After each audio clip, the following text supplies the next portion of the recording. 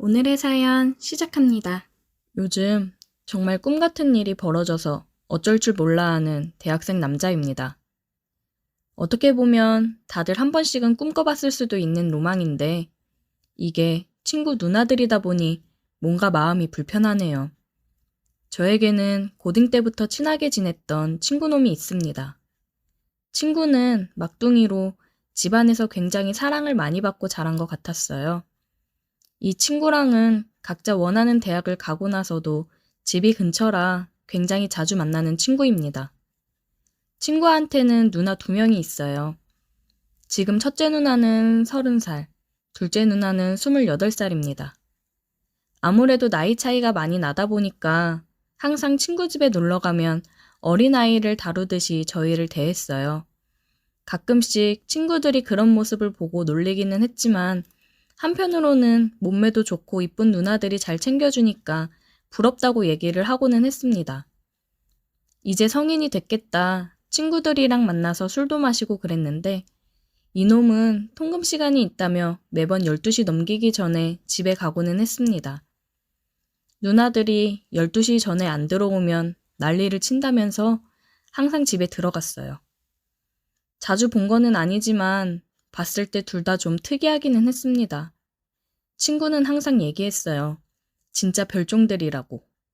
자기 누나들이지만 정말 또라이들 같다고 맨날 누나들 욕을 했습니다. 맨날 누나들 그늘에 갇혀있더니 이제 머리 좀 컸다고 친구놈도 누나들이 귀찮고 그런 거겠죠. 맨날 누나들이 시키는 대로 하다가 요즘은 가끔 반항도 하고 그런다는데 씨알도 안 먹힌다고 하더라고요. 어떻게 보면 조금은 불쌍했습니다.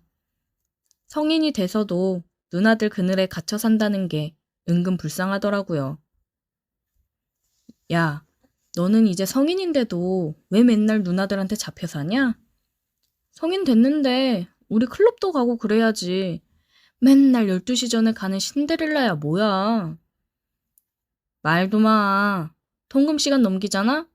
둘이서 양쪽 귀에 피딱지 앉을 정도로 잔소리를 얼마나 해대는데. 너는 그 고통을 몰라. 이제 좀 강하게 나가봐. 너 여자친구도 안 만들 거야?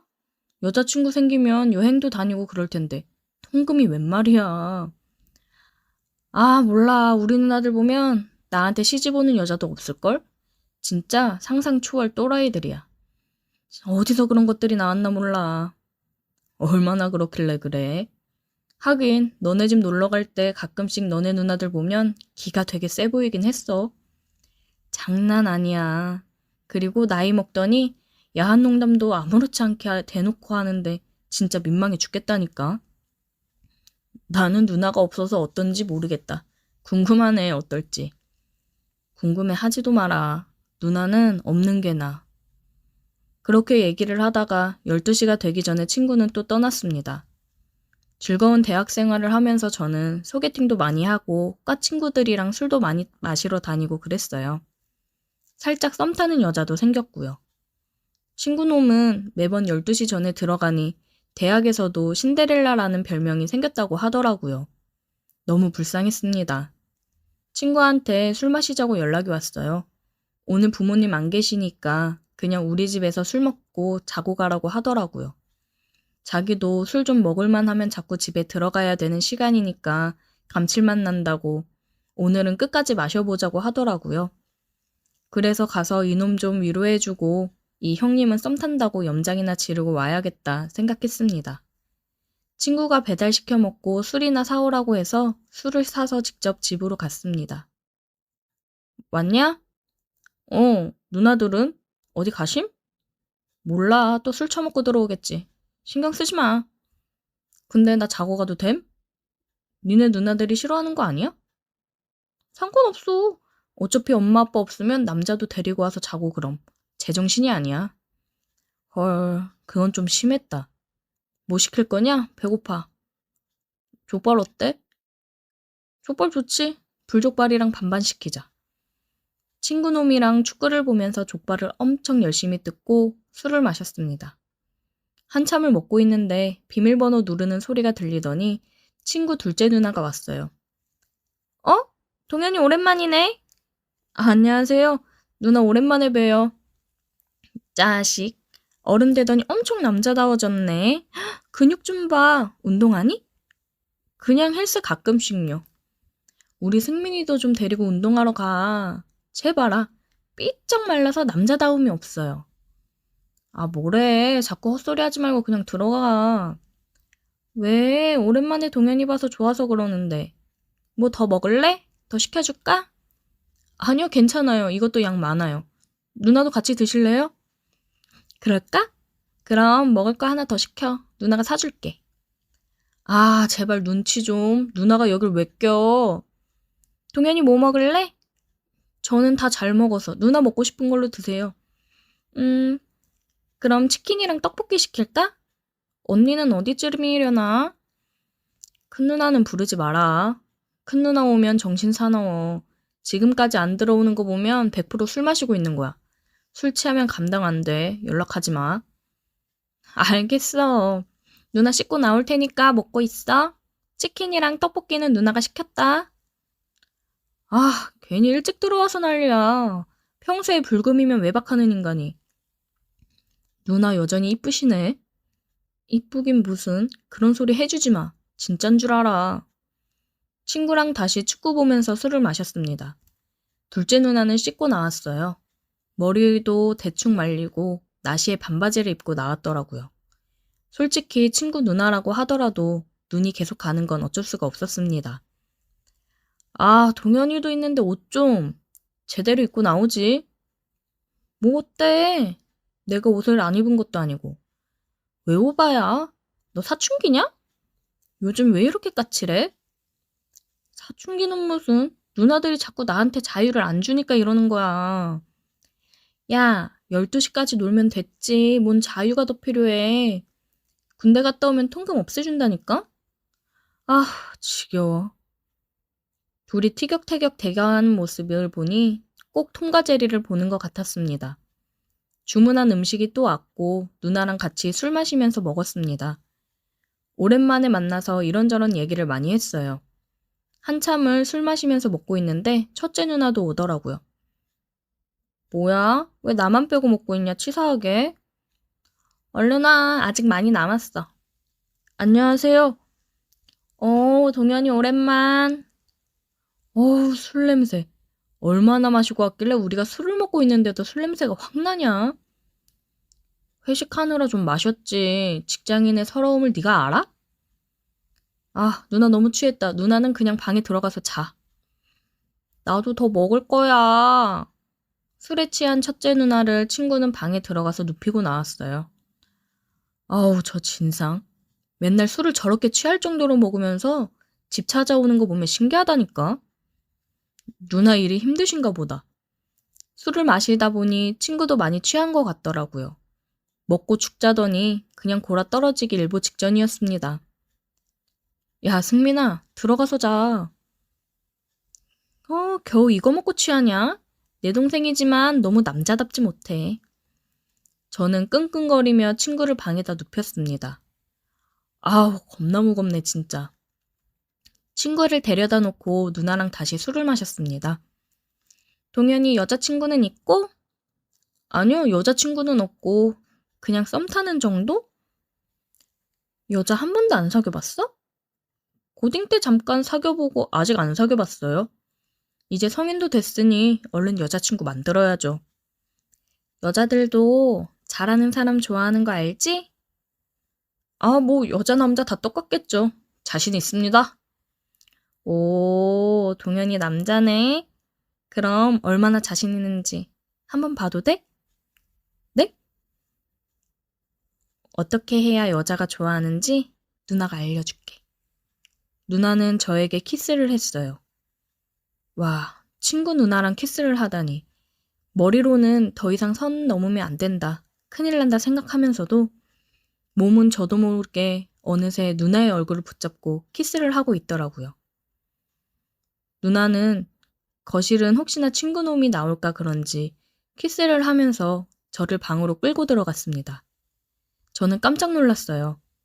첫째 누나가 잠들어 있는 방으로 들어와서 너무 당황했습니다. 누나, 여기는 좀... 괜찮아, 신경 쓰지 마. 왜? 흥분돼? 누나는 말 한마디로도 사람을 미치게 하는 재주가 있더라고요. 다시 누나랑 뜨거운 키스를 나눴습니다. 그러다가 첫째 누나가 깼어요. 와, 큰일 났다 생각을 했습니다. 뭐야? 니들만 재미 보냐? 나도 깨웠어야지. 아, 오늘은 나 혼자 먹을랬더니 완전 뻗은 줄 알았더니 일어나네. 저는 이게 무슨 상황인가 싶었어요. 갑자기 첫째 누나도 저희 사이에 껴서 같이 하더라고요. 굉장히 당황스러웠습니다. 근데 있을 수 없는 이 상황에서 저는 너무 흥분이 되어 누나들이랑 뜨거운 시간을 보냈습니다. 친구가 부모님 안 계실 때 가끔 누나가 남자 데리고 와서 잘 때도 있다고 그랬는데 그때마다 같이 뜨거운 밤을 보내고 그랬더라고요. 친구 말대로 정말 범상치 않은 생각을 가진 누나들이었습니다. 저는 인생에서 있을 수 없는 뜨거운 시간을 보낸 게 믿기지가 않더라고요. 평범하지 않은 경험을 해서 평범한 관계를 할 때 내가 만족을 못하면 어떡하지? 걱정이 되었습니다. 저는 아무 일 없던 듯 친구 방으로 와서 다시 잠을 잤어요. 그리고 다음날 일어났을 때 누나들은 저를 보며 일어났나며 아무렇지 않게 대하고 친구가 안 볼 때면 윙크를 하기도 하고 저를 놀리더군요. 저 이만 가볼게요. 조심히 가, 동현이. 꼭 또 놀러와. 네, 안녕히 계세요. 그렇게 저는 친구 집에서 나왔습니다. 꼭 또 놀러오라는 누나의 말이 계속 머릿속에서 맴돌았어요. 너무 좋은 시간이었는데 친구놈 얼굴 보기가 민망해져서 계속 누나들이랑 그래도 되는 걸까 고민이 됩니다. 괜히 친구놈한테 들켰다가는 저를 다시는 안 볼 것 같았거든요. 그냥 누나들이랑 관계를 여기서 끝내는 게 맞는 거겠죠? 아니면 한 번만 더 해봐도 되는 걸까요? 오늘의 사연 여기까지입니다. 오늘도 들어주셔서 감사해요. 구독, 좋아요, 알림 설정 부탁드려요. 지역에서는 그래도 대우가 괜찮은 회사에 다니고 있고 결혼한 지는 6년 차입니다. 작년 7월쯤에 우리 회사에 신입 직원이 한 명 들어왔어요. 신입 직원인데 저랑 나이가 비슷하더군요. 경력이 있던 것도 아니고 한데 어떻게 뽑혀서 왔는지 궁금했습니다. 저와는 부서가 달라서 마주칠 일이 없었는데 회사 전체에는 이쁘다고 벌써 소문이 자자하더군요. 저도 지나가다가 몇 번 마주치기는 했는데 괜히 예쁘다는 소문이 도는 게 아니더라고요. 저희 회사가 지방에 있지만서도 그래도 지역에서는 대우가 좋은 편이고 규모도 있는 편이라서 사회초년생 젊은 여직원들도 많이 입사를 하는데 저랑 비슷한 나이인데도 회사 내에 다른 여직원들을 아주 꼴이 불쌍하게 만들어버릴 정도로 미모가 엄청났어요. 키도 큰데 시원스럽게 쭉쭉 뻗은 팔과 다리는 물론이고 관리를 잘하고 있는 건지 군더더기 없이 건강함이 묻어나오는 태가 장난이 아니었습니다. 그리고 젊은 여직원들 속에 있어도 뒤지지 않는 윤기 흐르는 피부가 이거 잘만 하면 다른 여직원들 질투를 한 몸에 다 받겠구나 하는 생각이 들었어요. 다른 부서라서 자주 마주칠 일은 없지만 잠깐씩 그녀를 마주치다 보면 그녀 주변에는 그녀하고 말 한마디 나눠보려는 다른 직원들이 파리떼처럼 몰려들어 있었습니다. 툭 던진 말에 그녀가 미소라도 한번 지어주기라도 하면 파리처럼 꼬인 남정네들 중에서 자기가 가장 그녀에게 근접한 사람이라고 확신하며 기뻐하더라고요. 저는 딱히 관심이 없었습니다. 일단 결혼을 해서 가정이 있는 유부남이기도 하고 부서도 다른데 딱히 대화할 기회가 찾아오는 것도 아니었고요. 무엇보다 그녀가 그 길쭉하고 가느다란 손가락으로 머리를 쓸어 넘길 때 왼손 약지에 끼고 있던 반지를 봤기 때문일까요? 저도 결혼을 해서 가정이 있는 사람이지만 저와 나이가 비슷한 그녀 또한 회사를 벗어나면 가정이 있는 사람이니 딱히 회사에서 친하게 지낸다고 한들 제가 그녀와 어떻게 될 것 같다는 확신도 없었기 때문입니다. 그녀가 입사하고 난 뒤로 처음 있는 전 직원 회식이었습니다. 그녀의 양옆 자리와 맞은편 자리, 그렇게 회사 직원 중에 단 3명만이 그녀의 근처에 앉을 수 있는 기회를 얻게 되었습니다. 몇몇 짬이 좀 되는 직원들은 강제로 후배 직원들이 그녀 근처에는 앉을 생각을 하지도 말라면서 으름장을 놓더군요. 저는 저러는 노력이 다 뭔가 싶었어요.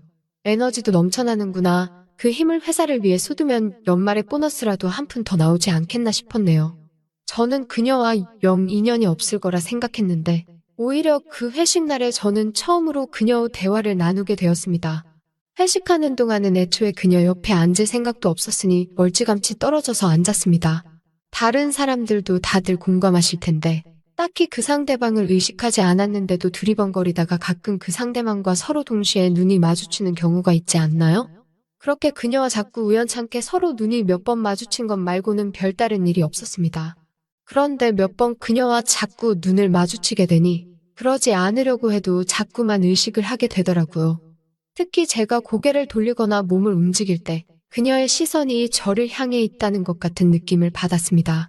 그냥 기우겠거니 했는데 회식이 끝나고 나서였습니다. 저는 빨리 집에 가고 싶었기 때문에 적당히 직장 상사들이 택시를 잡고 돌아간 틈을 타서 저도 몰래 빠져나와 택시를 잡았습니다. 슬쩍 택시를 타려고 하는데 난데없이 그녀가 저한테 다가와서는 제가 같은 방향에 사는 것 같다고 하면서 택시비도 아낄 겸 해서 같이 타고 가자고 하더라고요.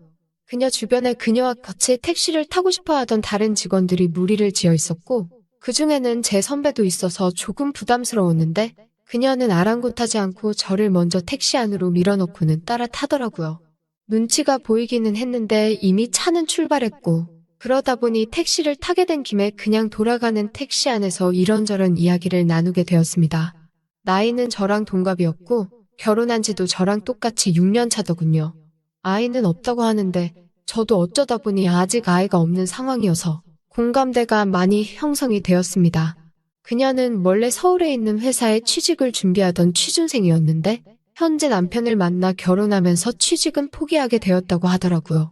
그리고 전업주부의 삶을 살고 있었는데 아이도 태어나지 않았는데 집에만 있으니까 정말 힘들었다고 하네요. 그렇게 오랜 결혼 생활 끝에 취직을 하게 된 거고 그게 우리 회사였던 겁니다. 경력이 하나도 없으니 그 나이에도 신입으로 들어오게 되었던 거고요. 말씀드렸다시피 그녀에게는 관심도 없었고 그래서 작업을 걸지도 않았습니다.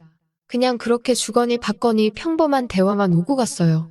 그래도 옆에 앉아있는 그녀는 정말 아름답기는 하더라고요. 특히 향수 냄새랑 섞인 술 냄새가 그녀의 근처에서 풍겨오는데 오히려 그 분위기가 그녀를 한층 더 매력적이게 보이게 하는 것 같았습니다. 예전 외국 서양 영화에 나오는 약간 접근하기 힘들 정도로 아름다운 미모의 여배우 같은 느낌이 났네요. 그녀가 집에 가는 방향은 정말로 저랑 비슷했고 저희 집이 더 먼저 나오길래 그날은 아쉽게도 아무 일도 없이 그대로 끝나버리게 되었습니다.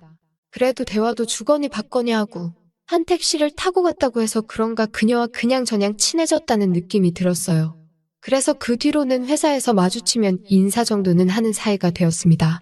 그런데 몰랐는데 그녀가 눈웃음을 치는 게 장난이 아니더라고요. 그 눈웃음 하나를 보려고 다른 남직원들도 그녀한테 그렇게 들이대고 있는가 싶었습니다. 살짝 목례로 인사를 하면 그녀는 눈을 찡긋하면서 인사를 받아주는데 왜 저렇게 인기가 많은가 단번에 이해가 되는 순간이었습니다.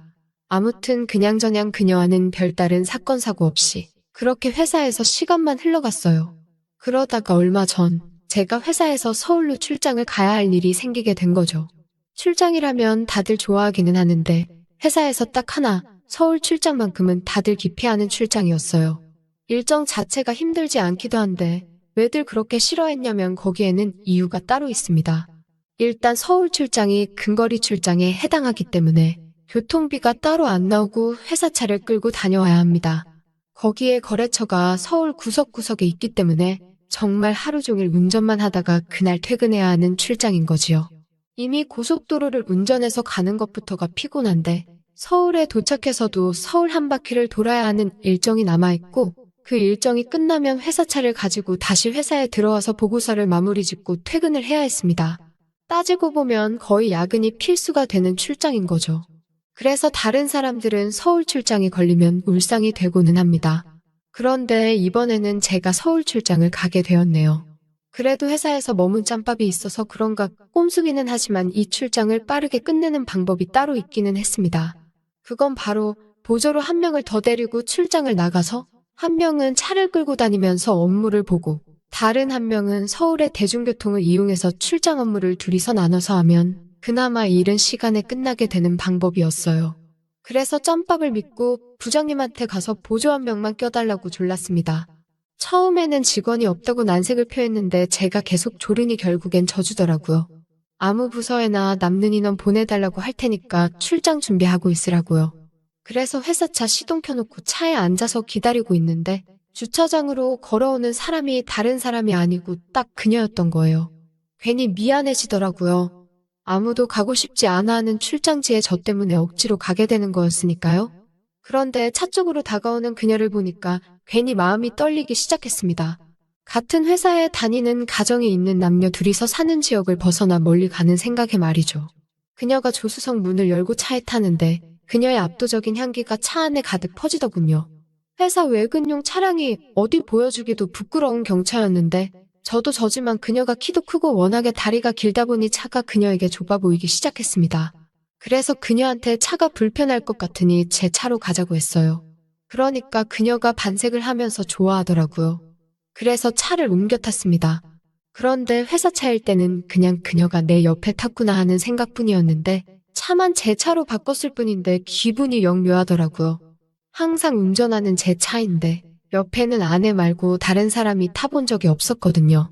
처음으로 다른 여자가 탄 건데 그것도 다른 사람이 아니고 회사에서 아름답기로 소문난 신입 직원인 그녀였으니 거기에 나이도 제 또래다 보니 아예 보이는 시야부터가 달라졌습니다. 그녀가 차가 깔끔하고 정리가 잘 되어 있다고 칭찬을 해주는데 그냥 평범한 칭찬일 텐데도 그녀의 말투나 눈웃음이 정말 저의 애간장을 다 녹여버리더라고요. 새하얀 와이셔츠가 그렇게 잘 어울리는 사람은 세상에 또 없을 겁니다. 제 차에 탔다 보니까 제가 고의적으로 그런 건지 아니면 무의식적으로 그런 건지는 잘 모르겠습니다만 무슨 용기가 생겼는지 제 몸을 그녀 쪽으로 바싹 움직여서 안전벨트를 매줬어요. 이건 항상 아내가 탈 때 해주는 습관이라 그랬는데 옆에 있는 게 아내가 아닌 걸 아는데도 제 차다 보니까 본능적으로 해버린 것 같습니다. 저도 해주고 나서 아차 싶었는데 그녀가 저보고 친절하다고 하더라고요. 이미 그녀의 애교와 말로 형용할 수 없는 그녀의 기운에 머릿속이 달콤하게 녹아내리는 것 같았습니다. 제가 운전을 하면서 룸미러랑 사이드미러를 계속 번갈아 가면서 쳐다보는 습관이 있습니다. 방어운전하기에 좋은 습관이고 다른 분들도 다 그렇게 하시는 걸 알고 있는데 자꾸 룸미러를 볼 때마다 그녀가 시야에 걸리더라고요. 그렇게 그녀를 흘끗흘끗 바라보다가 그녀와 회식 때처럼 눈이 마주칠 때가 있었는데 그녀는 그럴 때마다 또 눈을 슬쩍 감으면서 눈인사로 받아쳐줬어요. 정말 이래도 되나 싶을 정도로 오랜만에 아내가 아닌 다른 여자한테 마음이 뛰기 시작했습니다. 고속도로에 진입하고부터는 그녀가 차 안에서 지루했는지 말을 걸기 시작했어요. 그날 회식 때 집에 같이 가는 길에도 여러 가지 질문을 했는데 그때 미처 묻지 못한 이야기들을 물어보는 것 같았습니다.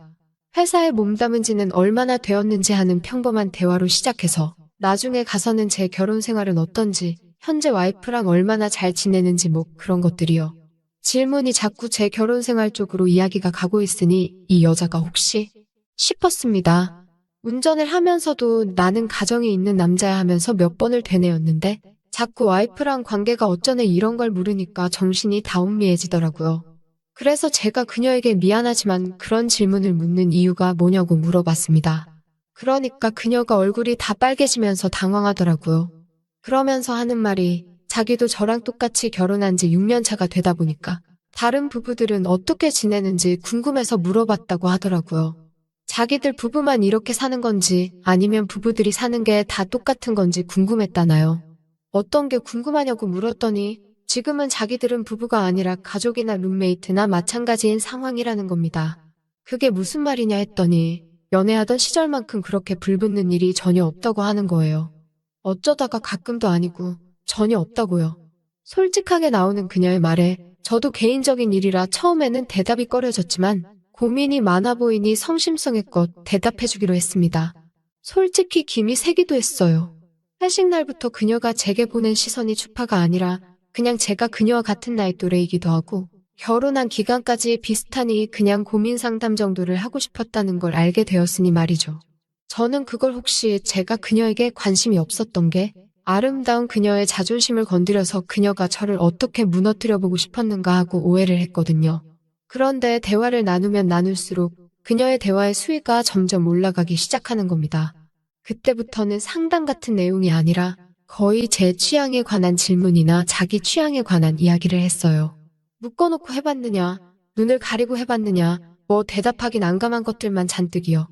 처음에는 저도 당황하면서 대답을 하다가 자꾸 그녀가 대화를 그런 쪽으로 몰고 가길래 대화의 주제가 조금 그렇지 않느냐고 한마디를 했더니 저보고 그런 거 싫어하냐고 물어보는 겁니다. 그녀의 눈은 당황한 듯한 기색이 느껴졌는데 입은 웃고 있었고 밑니로 아랫입술을 꽉 깨물고선 살짝 미소를 짓고 있는 것처럼 보였어요. 그러니까 저도 모르게 그 상황에 몰입이 되더라고요. 남자 직원들끼리 회식 때 노래방을 가도 아니면 영업 나갔다가 괜히 접대하는데 끌려갔을 때도 이렇게 떨린 적이 없었는데 그때는 정말 눈앞에 도로만 보이지 본능에 몸을 맡겨버려서 어떻게 서울까지 올라갔는지 잘 기억도 안 나는 지경이었습니다. 잠깐 서울을 진입하기 직전에 정체가 심해서 차가 기어가듯 멈춰 있었는데 곁눈질로 그녀를 한 번 더 쳐다봤는데 그녀는 아예 몸을 제 쪽으로 틀은 채로 대놓고 저를 보고 있었어요. 제가 너무 격양되어 있었어서 그런지 저도 모르게 수미역하고 넘어가 버리면서 그녀를 쳐다본 걸 들켜버린 거예요. 그러자 그녀가 작게 웃으면서 제 어깨를 어루만지더라고요. 별것 아닌 상황 같았지만 그때부터는 이제 머릿속에는 온통 그녀의 생각밖에 들지 않았습니다. 서울에 도착하고 나서는 아무래도 일을 시작해야 되니 예정된 대로 그녀와 찢어지기로 했어요. 이 더운 날씨에 그녀 혼자 대중교통을 태워보내고 저 혼자 차를 타려니 미안한데 그녀는 괜찮다고 걱정 말라고 하더라고요. 그녀가 지하철을 타러 가는 걸 보자마자 저는 화장실로 달려가서 제정신을 차리려고 찬물로 세수를 했습니다. 찬물이 얼굴에 닿으니 정신이 드는데 아내 생각을 하면서 정신을 차리려고 했는데 아내의 얼굴에 그녀의 몸이 겹쳐 보이다가 급기야는 아내는 온데간데 없고 그녀의 얼굴만 떠오른다던가 하면서 집중이 하나도 되지 않았습니다. 화장실로 달려가서 핸드폰을 꺼내 아내의 사진이라도 봐야겠다 했는데 저도 모르게 그녀의 사진을 몇 번이고 확대하면서 보고 말았습니다. 이러면 안 되겠다 싶어서 일에 집중하면 이런 잡념도 사라지겠지 싶어서 차 안으로 돌아왔습니다. 하지만 역시나 차 안은 그녀의 향수 냄새로 가득해져서 그 잡념이 쉽사리 사라지지가 않았어요. 그래서 저도 그냥 대중교통을 이용해서 출장지를 돌았습니다. 덕분에 1시간이나 그녀를 밖에서 기다리게 만들었어요. 1시간이나 기다렸는데도 그녀는 화 한 번 내지 않고 고생했다고 저를 반겨주더라고요. 그리고 차를 출발시켰습니다. 그녀는 지쳤는지 의자를 살짝 뒤로 젖히고 잠깐 잠에 들더군요. 그런 무방비 상태로 있는 그녀를 봤다 안 봤다 정말 무슨 정신인지 모르겠더군요. 그렇게 회사에 도착했는데 시간은 이미 저녁 8시를 넘어가고 있었습니다. 제가 1시간을 기다리게 만들었으니 저 때문에 더 늦은 거나 마찬가지였어요. 그래서 제가 그녀에게 보고서는 제가 혼자 작성할 테니까 그녀는 먼저 퇴근하라고 했어요. 그랬더니 그녀가 뾰루퉁한 표정으로는 어떻게 저녁도 안 먹고 헤어질 수가 있냐고 하면서 밥을 사라고 하더라고요. 그리고 보고서 마무리는 밥 먹고 나서 같이 하자고 말이죠. 그래서 회사 근처에 삼겹살집에 가서 식사를 했습니다. 둘이서 소주 한 병 시켜놓고 먹었는데 정말 피곤하고 배고팠는지 식사할 때는 대화도 없이 그냥 먹기만 했습니다. 음식이 나온 지 30분도 안 돼서 모든 걸 먹어치웠고 이제 사무실에 돌아가서 출장 보고서를 마무리하자고 했더니 그녀가 오늘은 지쳤으니 내일 출근해서 하고 술이나 더 마시자고 제안을 하더라고요. 그런데 그 술 마시자는 제안에 괜히 그녀가 저랑 아내 사이가 어떻냐, 자기들은 안 좋다, 이런 이야기를 한 게 머릿속에 지나가면서 이거 혹시나 다른 이벤트가 생기지 않을까 싶어 그러자고 했습니다. 저는 이미 그때부터는 아내고 뭐고 아무것도 생각이 나지 않았어요. 그런데 그날따라 들어가는 가게마다 전부 다 10,000원인 겁니다. 안주 잘하는 집에 데려가서 술이라도 진탕 먹일 계획이었는데 말이에요. 그런데 그녀가 안주 좋은 거 필요 없다고 하면서 저랑 있으면 소주만 마셔도 좋을 것 같다고 하더군요. 그러더니 그녀가 마침 오늘 집이 비었다면서 자기 집에 가서 술을 마시자고 하는 거예요. 남편이 알면 어떡하냐고 걱정이 돼서 물어봤는데 남편은 사실 지방에서 지내고 있고 자기들은 주말 부부라고 하는 겁니다. 그렇게 차를 타고 그녀의 집으로 향하고 있는데 갑자기 아내한테 전화가 왔습니다. 등줄기에 식은땀이 싹 흐르더라고요.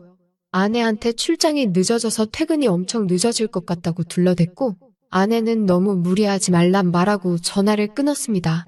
그녀가 제가 늦어진다고 말한 걸 듣고는 얼마나 늦게 가시려고 아내분한테 거짓말을 했느냐고 하면서 웃더라고요. 이미 제 머릿속은 뭐가 옳고 뭐가 그른 건지 판단할 수조차 없었습니다. 그녀 또한 저와 같았지요. 그녀 집에 도착해서는 밖에서 사들고 온 술은 손도 대지 않았습니다. 마치 약속이라도 한 듯이 그녀와 저는 서로의 시간을 함께 보내게 되었지요. 그녀는 저에게 외로움을 달랠 수 있는 좋은 친구가 필요했다고 하더군요. 그래서 제가 결혼한 젊은 직원들도 많은데 왜 하필 나였냐고 물어봤습니다. 그러자 그녀는 돌아갈 가정이 있는 사람인 제가 가장 적합한 사람이라고 했어요. 그게 무슨 뜻이냐 물었더니 서로 돌아갈 곳이 있는 사람들이니 언제가 끝인지도 잘 알지 않겠냐 하면서 말이죠. 돌아갈 곳이 없는 결혼을 하지 않은 사람들은 자기가 멈추고 싶을 때 멈춰주지 않을 거라고 그렇기에 저여야만 했다고 하는 겁니다. 그 이후로 그녀와 둘이 시간을 보낸 일은 없습니다. 그날의 일이 아직도 꿈만 같아요. 그녀는 저를 보고는 아무 일도 없었다는 듯이 인사를 합니다. 여자들은 어떻게 그럴 수 있는지 궁금하네요. 그녀가 그렇게까지 말한 건 제가 더 그녀에게 미련을 보이거나 한다면 제 아내에게 모든 걸 말해버리겠다 하는 것 같아서 저도 선뜻 그녀에게 다시 다가가기는 어렵습니다. 꿈만 같던 하루였고 아직도 저는 그날과 비교했을 때 더 좋았던 날이 없었던 것 같아요. 하지만 그런 날은 두 번 다시 오지 않겠죠. 어제도 오늘도 내일도 그녀를 회사에서 만나겠지만 그 날은 돌아오지 않을 것 같습니다. 어느 날 새벽 1시를 넘긴 시간. 갑작스럽게 초인종 소리가 울렸다. 띵동, 띵동. 이 시간에 누구지? 문을 열자마자 보인 건 다름 아닌 희숙이었다. 어머, 희숙이가 웬일이야?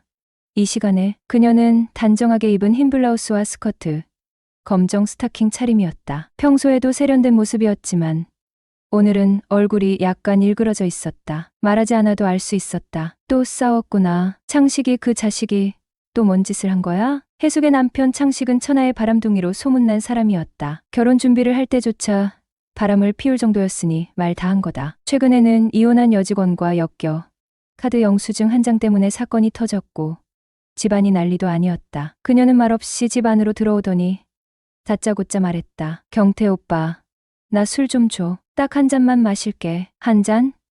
그 한 잔에서 끝난 적이 있었던가. 결국 나는 그녀와 술자리를 함께 하게 되었다. 테이블에 소주 한 병이 놓였고 그녀는 벌컥벌컥 마시기 시작했다. 나 이번에는 진짜로 이혼할 거야. 그녀는 목소리를 높였다가 곧이어 말을 바꿨다. 아니, 안 할 거야.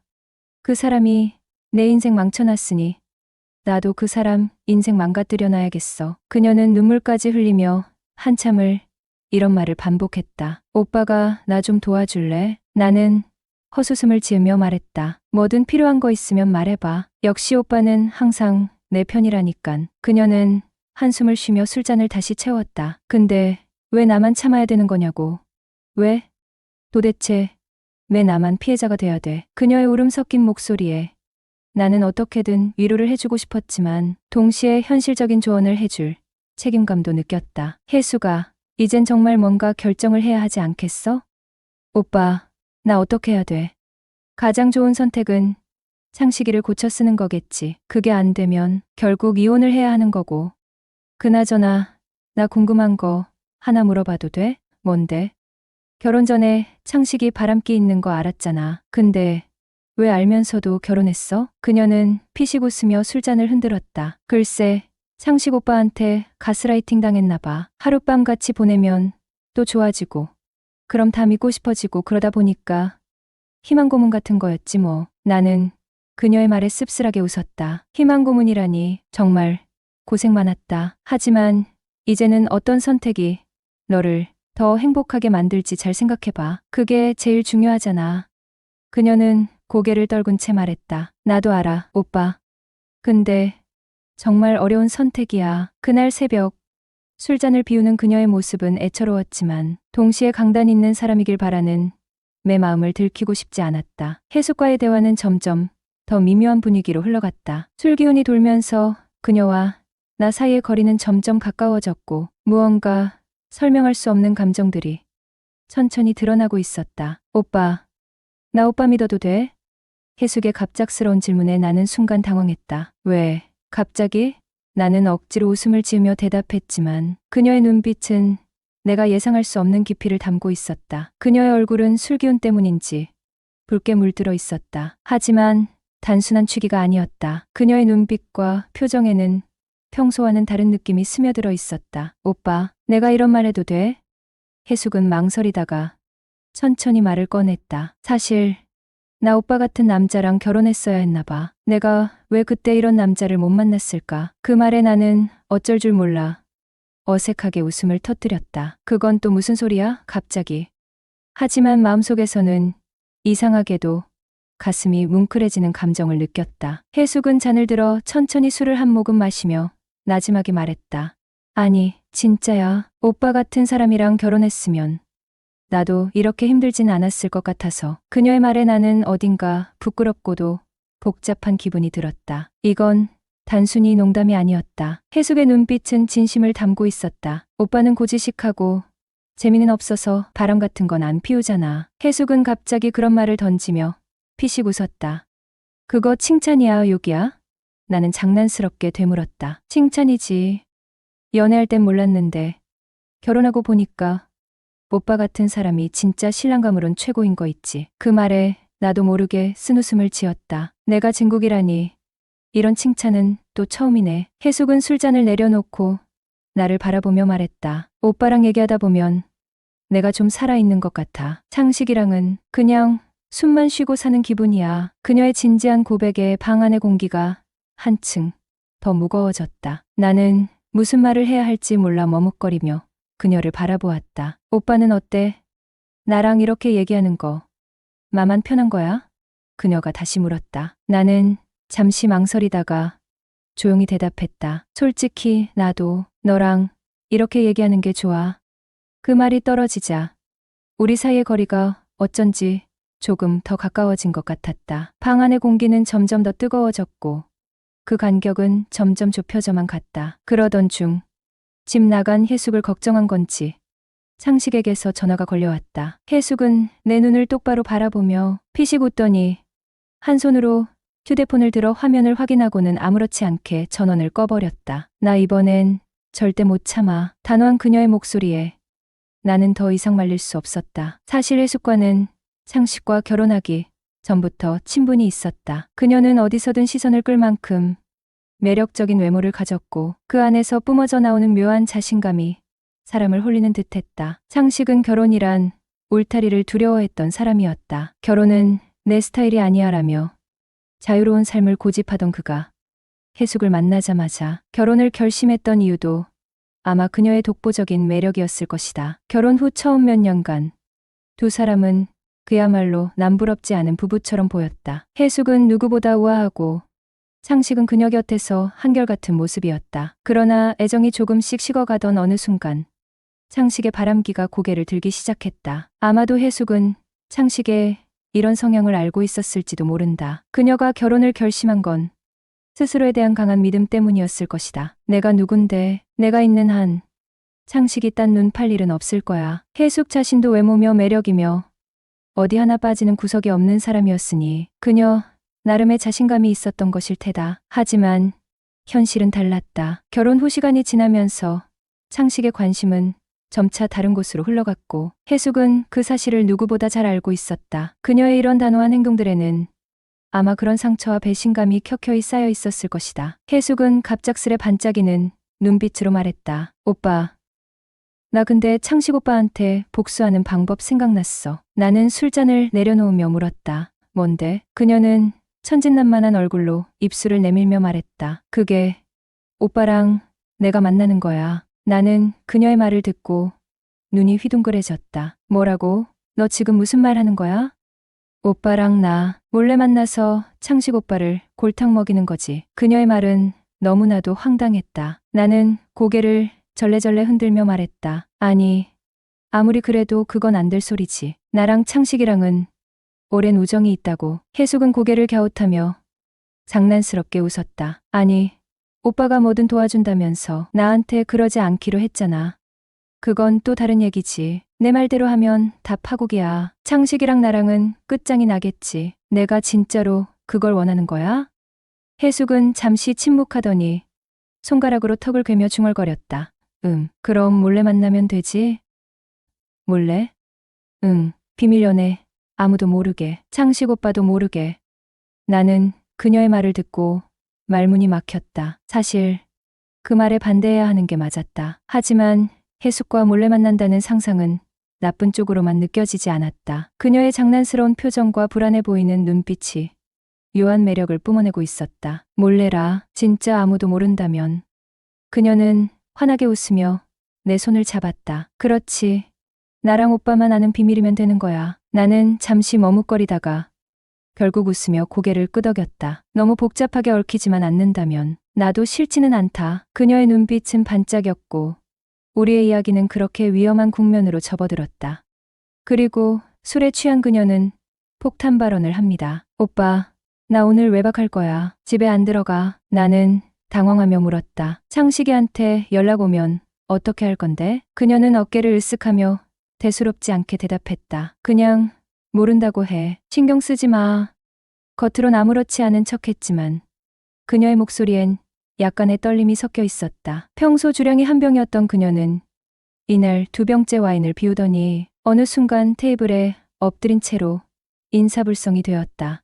오빠, 나 너무 졸려. 이대로는 집에 못 가. 여기서 재워줘. 오빠 집에서 자고 갈 거야. 그녀는 그 말을 남기고 바닥에 눕더니 그대로 잠이 들어버렸다. 그녀의 귓가에선 작은 코 고는 소리가 들려왔다. 술 기운에 잠든 얼굴은 평소보다 훨씬 편안해 보였다. 나는 소파에 앉아 그런 그녀를 한참 지켜보았다. 왜인지 모르게 그녀가 사랑스럽게 느껴졌다. 다음 날 아침 눈을 뜬 나는 주변을 둘러봤다. 혜숙은 이미 사라지고 없었다. 어쩌면 집으로 돌아간 것 같았다. 그녀가 남기고 간 흔적은 바닥에 떨어진 귀걸이 한쪽뿐이었다. 나는 그것을 주워 조심스럽게 책상 위에 올려두었다. 며칠 후 그녀에게서 전화가 걸려왔다. 오빠, 혹시 내 귀걸이 오빠 집에 있어? 응, 내가 잘 보관하고 있어. 그녀는 다음날 꽃단장을 한 채로 집에 찾아왔다. 문을 열자 그녀는 환한 미소로 나를 바라보며 말했다. 오빠, 그날 일 다 기억해? 나는 짧게 웃으며 고개를 끄덕였다. 그럼, 너무 생생하게 기억하고 있는 걸. 그날 이후 혜숙은 나를 점점 더 자주 찾았다. 남편과의 복잡한 감정 때문인지 아니면 어딘가 새로운 일탈을 꿈꾸고 있었던 건지 알 수 없었다. 그녀의 방문은 일주일에 서너 번으로 늘었고 우리의 비밀스러운 만남은 점점 더 익숙한 일상이 되어갔다. 혜숙은 어딘가에서 스스로의 길을 다시 찾아가려는 듯 때로는 설레는 마음으로 때로는 복잡한 표정으로 나를 바라보곤 했다. 안녕하세요. 저는 42살의 돌싱남입니다.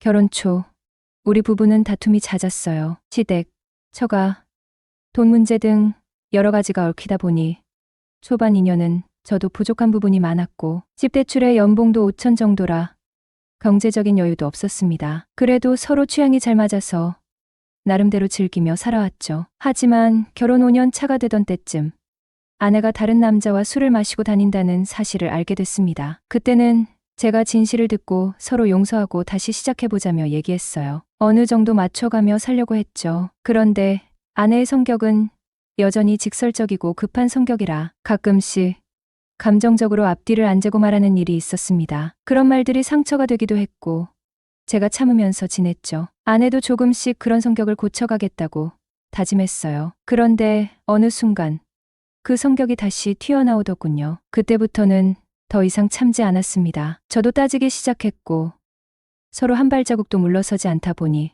큰 다툼으로 번졌어요. 결국 아내는 짐을 싸들고 집을 나가는 일도 잦아졌어요. 그 후 친구들과 클럽에 갔다가 처음 보는 남자와 잠자리를 가졌다는 사실을 알게 되었습니다. 그 순간 분노가 극에 달했고 말이 아닌 행동으로 모든 감정을 쏟아냈죠. 결국 이혼이라는 결말로 이어지게 되었답니다. 우리의 이야기는 끝이 났지만 돌아보면 그 모든 일이 마치 하나의 드라마처럼 느껴집니다. 그렇게 2해가 흐른 후 지금 내 곁에 있는 사람은 바로 친구의 아내 혜숙입니다. 배우자의 외도와 이혼이라는 상처를 서로 위로하며 그 사이에 정이 싹트게 된 것입니다. 혜숙은 지인의 소개로 내 친구와 만나 1년간의 연애 끝에 결혼했고 8년 동안 평범한 주부로 살아왔습니다. 하지만 결혼 5년 차에 애정이 조금씩 식어갈 때쯤 일주일씩 집에 돌아오지 않는 일이 반복되었고 그 상황은 점점 심각해졌죠. 남편의 잦은 출장은 이해할 수 있었지만 그 역시 지나칠 정도였죠. 임신 중이라 민감해질까봐 그녀는 애써 참으며 시간을 보냈습니다. 그 와중에 남편이 카풀로 친하게 지내던 여직원이 같은 아파트에 살고 있었고 그 여직원은 두 아이를 키우는 이혼녀였습니다. 남편이 자주 외박하고 술을 마시는 걸 보면서 그녀는 이미 바람을 피운 것 같다는 직감이 들었지만 바람의 상대가 그동안 친자매처럼 지내던 여직원이라는 사실은 1년 뒤에 알게 되었던 겁니다. 그리고 그 뒤 복수를 하려는 마음인지 아니면 일탈을 원했던 것인지 해숙은 나를 찾아오기 시작했고 결국 이혼까지 하게 되었습니다. 그 후 8개월 동안 우리는 함께 살고 있습니다. 해숙은 이제 제2의 인생을 찾은 듯 진심으로 기뻐하고 있어요. 친구는 아직 우리 관계를 모르고 있고 이 상황이 어떻게 될지는 누구도 알 수 없습니다. 사랑은 용서받는 용기와 용서하는 용기를 동시에 필요로 한다. 창식과 해숙의 결혼 생활이 불행했더라도 창식은 오랜 친구로서 소중한 존재입니다. 그의 입장에서 우정을 어떻게 정의하고 앞으로의 관계를 어떻게 정리할지 신중히 고민해야 합니다. 또한 이런 상황에서는 제3자를 통해 알게 되는 것보다 당신이 직접 사실을 밝히는 편이 그의 감정을 덜 상하게 하고 상황을 더 원만히 풀어갈 수 있을 것입니다. 정년 퇴임 후 캠핑을 취미로 삼아 여유롭게 살던 어느 날 연락이 거의 없던 고교 동창 정수한테 뜬금없이 전화가 왔습니다. 우리 부부랑 동해로 2박 3일 바다 여행 가볼래? 그는 이미 펜션도 예약해놨다면서 바다뷰가 죽여주는 데다가 캠핑도 할 수 있는 곳이라며 나를 꼬드겼습니다. 사실 여행 가기로 했던 아들내외가 갑자기 빠지는 바람에 급하게 자리를 채워줄 사람을 찾다가 내가 떠올랐다네요. 마침 혼자 지내기엔 아까운 여름휴가라 이거 나도 고민 없이 코를 외쳤습니다. 아내에게도 정순의 부부랑 동해 캠핑 가자라고 했더니 눈이 반짝이더군요. 몇 년 만에 가는 동해 여행이라 그런지 출발 전날 밤부터 캐리어를 풀었다. 싸기를 반복하는 모습을 보니 저까지 덩달아 설렜습니다. 하지만 아내가 설레는 표정을 지으며 여행 준비를 하는 모습을 보는데 마음이 좀 짠해졌습니다. 언제부터인가 우리 둘이서 함께 시간을 보낸 게 언제였는지도 기억이 나지 않았어요. 회사 생활에 쫓기다 보니 늘 바쁘다는 핑계로 아내에게 충분한 시간을 내주지 못했던 것 같았습니다. 그러다 보니 이번 여행이 단순히 바다를 보고 캠핑을 즐기는 시간을 넘어서 서로에게 그동안 소홀했던 마음을 조금이나마 채울 수 있는 기회라는 생각이 들더군요. 아내는 출발 전날에도 소녀처럼 들뜬 표정으로 짐을 챙기며 몇 번이나 여행 계획을 재확인하는 모습이었어요.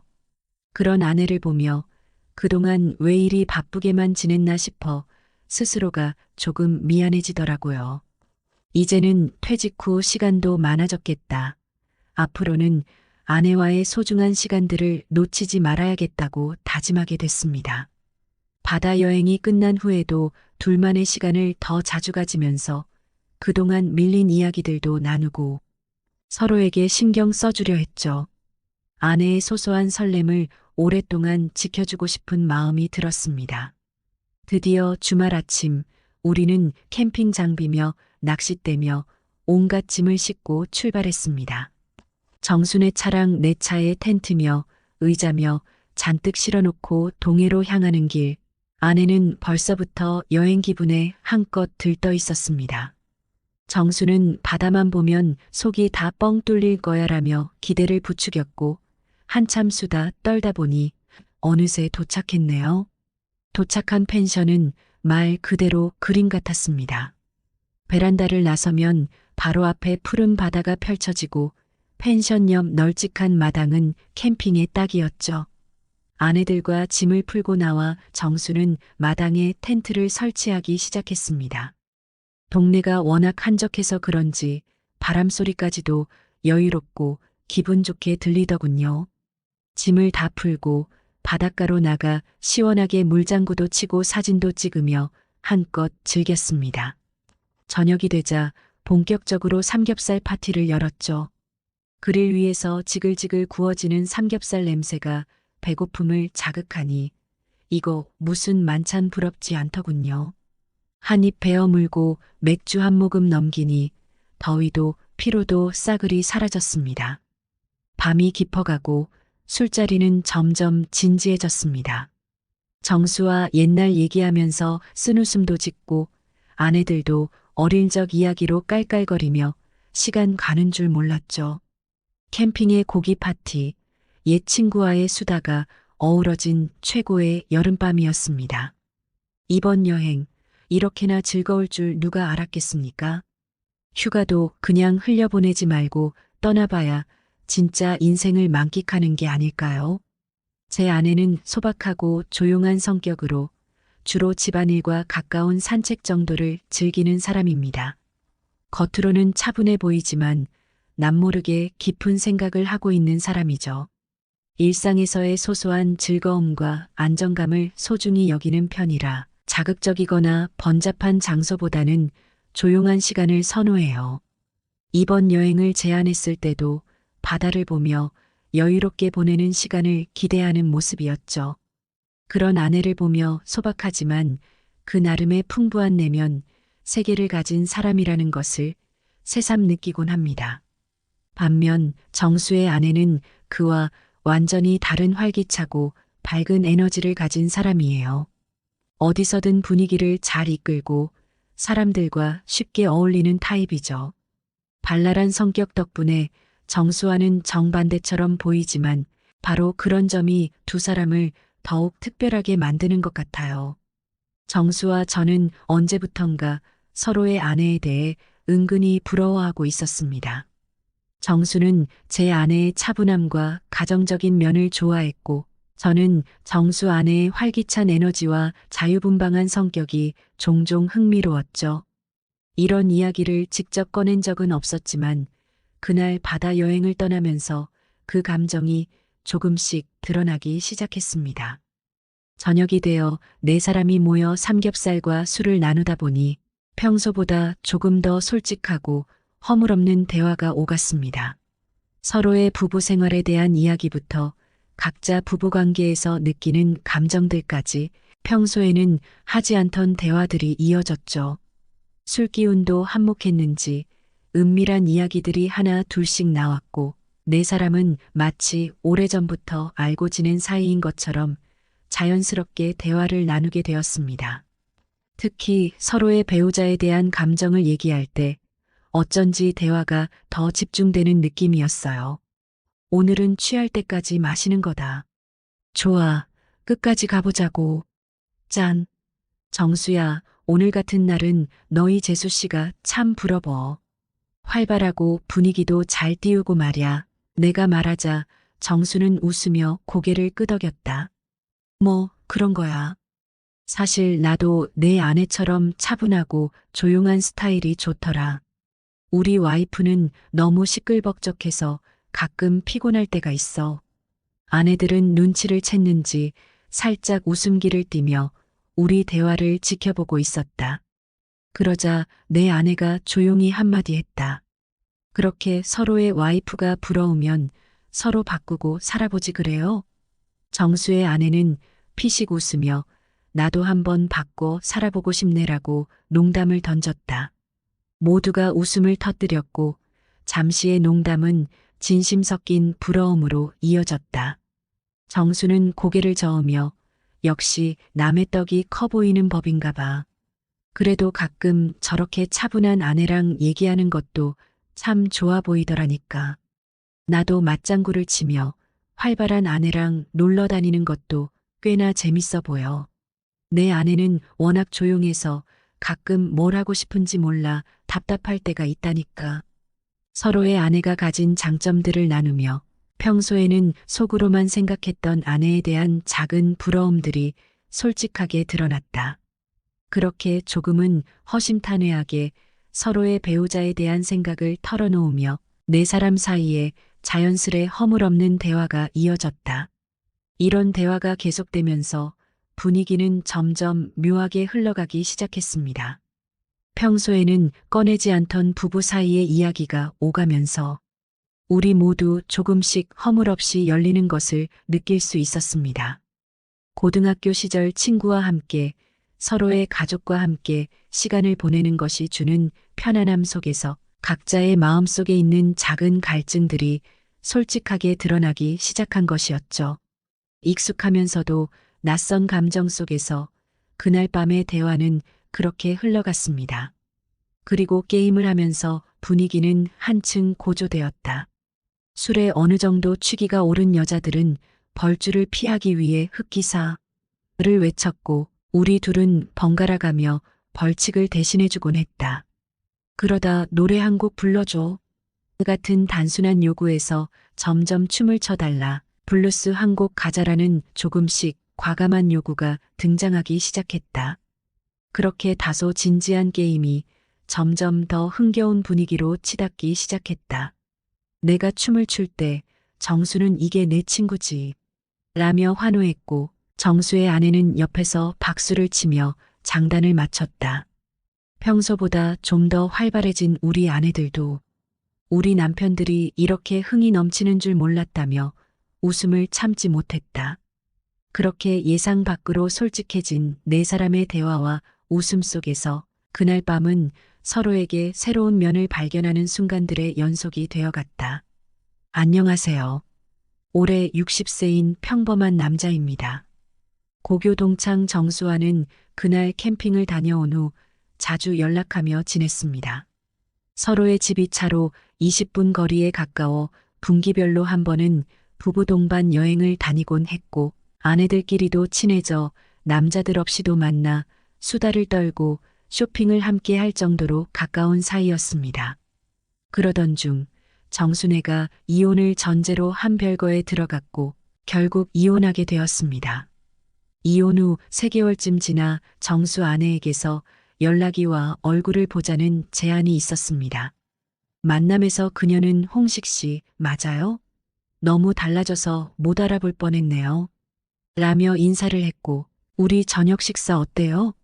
라는 제안에 함께 한정식 집으로 갔습니다.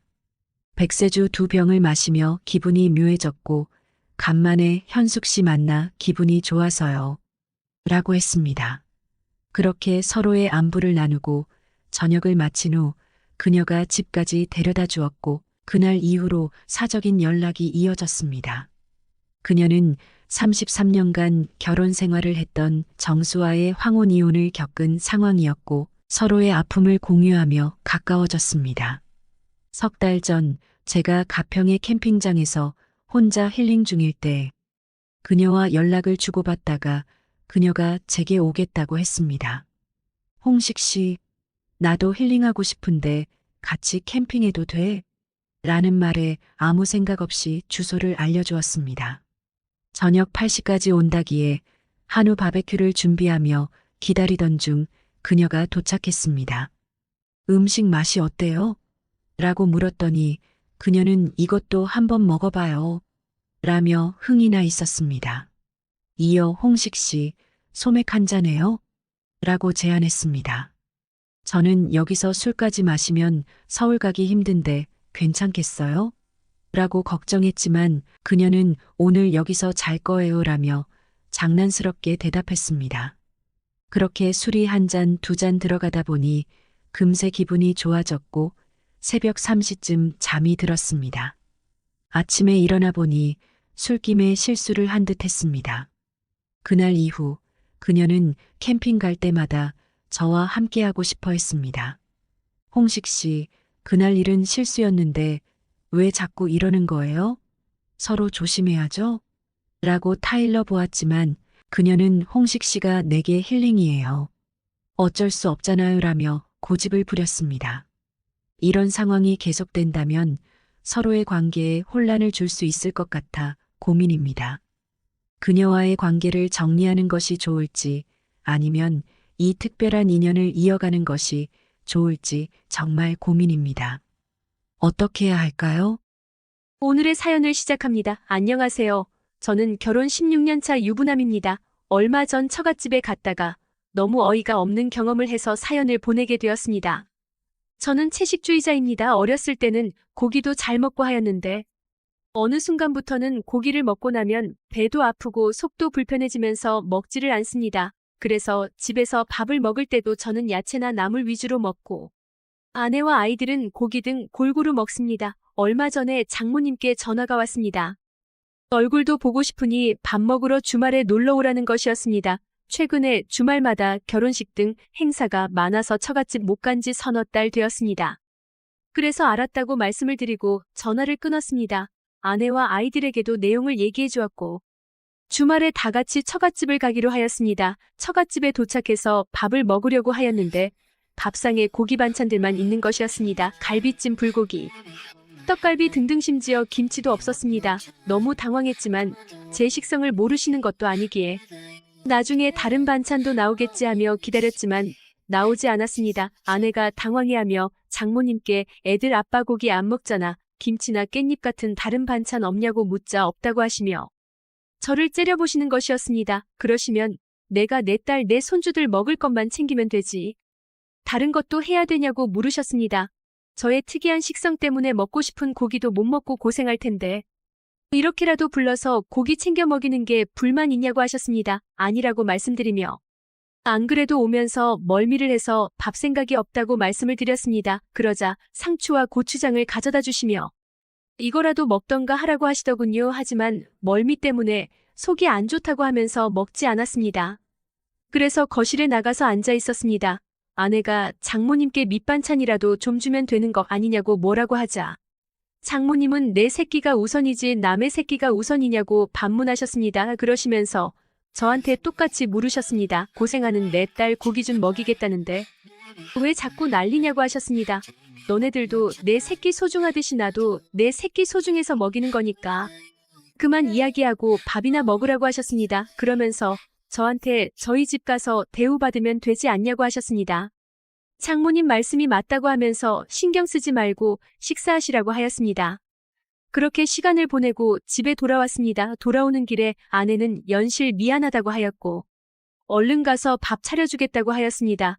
아내가 막둥이자 늦둥이라서 장모님께서 더 각별하게 생각하시는 것은 잘 알고 있지만 좀 서운하긴 하였습니다. 제가 채식을 한다고 해서 아내와 아이들이 고기 등 다른 반찬을 못 먹는 것도 아니고 같이 꺼내놓고 먹습니다. 당연히 장모님도 알고 계십니다.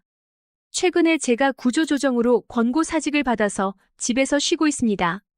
그래서 이런 대우를 받는 건 아닌가라는 생각에 더 서럽기도 하였습니다. 게다가 제 아버지는 어렸을 때 돌아가셨고 작년에 어머니도 돌아가셨는데 저희 집 가서 대우받으면 된다고 하신 말에 마음이 너무 아팠습니다.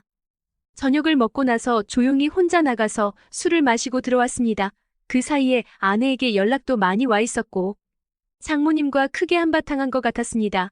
괜찮다고 신경 쓰지 말라고 아내에게 말을 하였지만 저도 사람인지라 마음이 답답하고 속상한 건 어쩔 수 없었습니다. 당분간 저도 같이 처갓집 가는 것은 자제해야 될 것 같다고 하자 아내는 자기도 안 간다며 너무 화가 난다는 것이었습니다. 사연으로 적다 보니 순화해서 적었지만 실제로는 더한 말씀도 하셨기에 아내도 화가 많이 난 것 같았습니다. 게다가 지금까지 장모님과 사이가 안 좋거나 나쁘지 않았습니다. 원래도 말씀을 거침없이 하시는 편이긴 하지만 한두 해 들은 게 아니기에 이제는 아무렇지도 않습니다. 다만 저는 집에 놀고 있고 아내는 회사를 다니고 하니까 최근 들어서 제가 미워지신 게 아닌가 하는 생각이 들었습니다. 입맛도 까다로운 사위는 집에서 노는데 내 딸은 나가서 힘들게 일한다고 생각하면 화나실 만한 것 같습니다. 좀 쉬면서 구직 활동을 해서 다시 회사 생활을 할지 장사를 시작할지 고민해 보려고 했는데 하루라도 빨리 결정을 짓고 실행에 옮겨야 할 것 같습니다. 이 생각을 아내에게 말했더니 그동안 고생했는데 최소한 3개월 쉬고 나서 고민하라고 하지 않았냐고 그런 생각하지 말라고 하였습니다. 며칠이 지나서 이야기 들었다며 처형한테도 미안하다고 전화가 왔습니다. 물론 장모님께도 전화가 왔었고 속 좁은 사위라며 한 소리만 더 들었습니다. 아마 당분간은 장모님의 미움과 노여움이 계속될 것 같습니다. 저는 어떻게 해야 할까요? 오늘의 사연은 여기까지입니다. 구독과 좋아요, 알림 설정 부탁드립니다. 긴 글을 읽어주셔서 감사합니다. 구독과 좋아요 꾹꾹 눌러주세요. 알림 설정도 꼭꼭 눌러주세요.